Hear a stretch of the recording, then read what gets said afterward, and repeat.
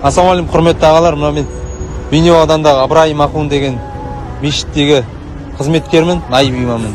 Сіздерге осы жол көлік оқиғасы бойынша ескертулер жүргізу бойынша келіп тұрмын.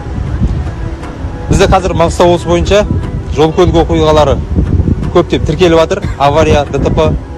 Осылардың кесірінен ағайын туыс бауырлар бір-бірінен айырылып, жаңағыдай салғырттық танытудан, жаңағы белгіленген жылдамдықта асыру барысында көптеген ДТП-лар болып жатыр. Солар бойынша ескертіп, барынша жолға шыққан кезде абай болсаңыздар, жылдамдықта белгіленген жылдамдықта асырмай, және көлік айдау барысында телефонға көп көңіл бөлмей, өздеріңізге аманаттап алған адамдарды, яғни діттеген жеріне апарсаңыздар, бұл аманат әркім өзінің жолға шыққан кезде үйіне, кәсібіне, жұмысына асығады. Сондықтан сол аманатты барынша діттеген жеріне апарсаңыздар, бұл жолда жіберген қателік ешқашан кешірілмейді.